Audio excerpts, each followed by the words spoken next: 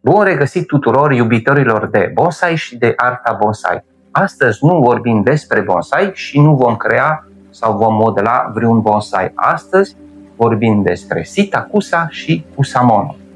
Ce este Sitacusa și ce este Kusamono?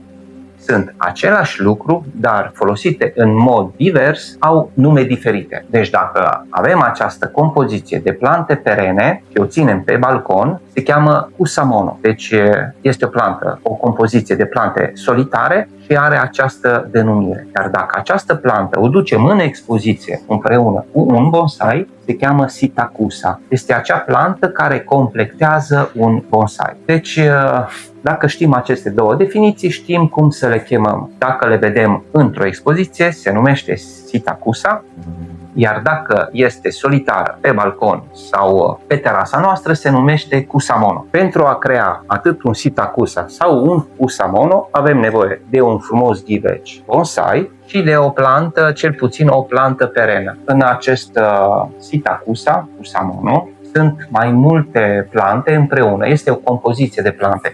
Iar aici voi face un singur tip de plantă, o singură esență, mai exact această coada calului sau Equisetum japonicum. O plantă foarte populară în Japonia și este una dintre plantele care se folosesc frecvent în compozițiile care acompaniază bonsai în expoziții. Voi fi invitat într-o expoziție în această toamnă și trebuie să mă pregătesc cu o plantă specială și, de ce nu, cu acest Equisetum japonicum. Voi pune aceste 3 plante în acest ghiveci. Este foarte simplu, trebuie doar să tai puțin din aparatul radicular, să poată să intre în ghiveci. Curăț tot ce este deteriorat, voi lăsa doar acești equisetum care sunt drepți și întregi. Le voi compacta, deci le voi reuni în mijlocul acestui ghiveci. Și această compoziție este terminată, este pregătită pentru a duce aceste plante în expoziție. Îmi pregătesc cele 3 plante, le scot frumos din ghiveci. Trebuie să tai destul de mult din rădăcini. Voi încerca să fac aici un fel de movilă cu aceste 3 plante, cu aceste 3 compoziții. Ele trebuie să fie în centru, iar de jur împrejur va fi plin de mușchi. Pregătite și curățate foarte bine, nu mai rămâne decât să termin această compoziție. Vedeți cât sunt de grațioase toate aceste tije care merg perpendicular. Această coada calului japoneză. Avem sârmele pentru fixat și ancorat toate aceste plântuțe. Le ancorez destul de bine, trebuie să fie fixe.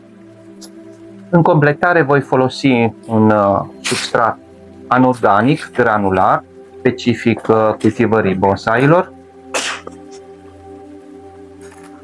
Mă asigur că este completat peste tot, că nu există, nu rămân pungi de aer.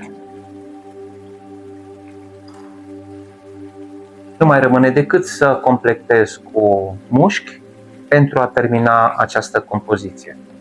Acel tip de mușchi mai plat, la care crește pe beton, pe stânci, nu este indicat mușchiul foarte grosolan, foarte gros, cu textură foarte groasă. Cu cât este mai subțire, cu atât este mai ușor de modelat, dar și de a prinde mai ușor rădăcini. Cu cât mușchiul este mai grosolan, cu atât este mai dificil să-l stabilizăm într-un ghiveci bonsai sau la Sitacusa ori Kusamono. Mai rămâne decât să pun acest mușchi peste tot, să-l ud bine, iar această compoziție este gata, este pregătită pentru expoziție. Sper să fiu invitat.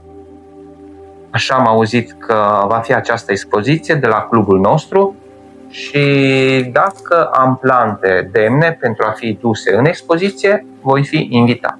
Dacă nu, voi ajuta la pregătirea sălii, la pregătirea meselor de expoziție. Sper să fiu lăsat să filmez acolo și să vă arăt cum este expoziția, cum se pregătește, ce fel de plante, cum se gândesc plantele în expoziție, cum sunt gândite pozițiile lor, udat foarte, foarte bine. Trebuie chiar îmbibat acest mușchi, iar cu coada de la o furculiță sau de la o lingură, pur și simplu apăsăm acest mușchi, trecem de mai multe ori. Cu cât trecem de mai multe ori să facem acest procedeu, cu atât mușchiul va fi mai bine stabilizat. Apăs, apoi ud din nou, până când tot acest mușchi devine compact. Și aici am o compoziție de mai multe plante, un Cusamono sau un Sitacusa, făcut anul trecut. Dacă vreți să vedeți clipul, cum am realizat, cu ce fel de plante am realizat acest Cusamono, dacă vreți să-l vizionați, vă las în descriere linkul pentru a găsi acest videoclip.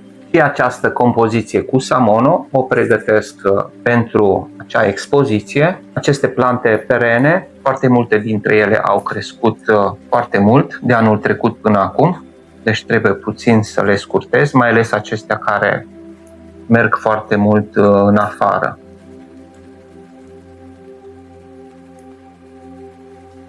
Mai exact, aici sunt 4 plante care au fost puse împreună pentru a crea această compoziție Sitacusa sau Cusamono, depinde unde va fi folosită.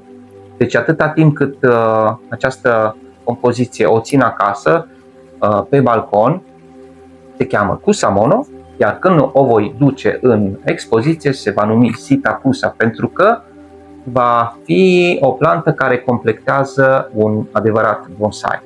Curăț și ghiveciul, este plin de praf și de calcar.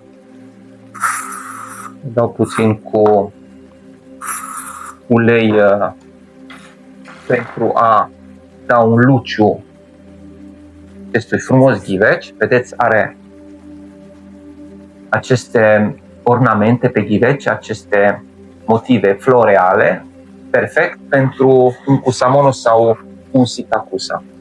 Mulțumesc tuturor care au ajuns până la final, mulțumesc tuturor abonaților. Dacă vrei și tu să devii parte din comunitatea noastră, te poți abona. Abonamentul este derizoriu, cât o cafea și un corn.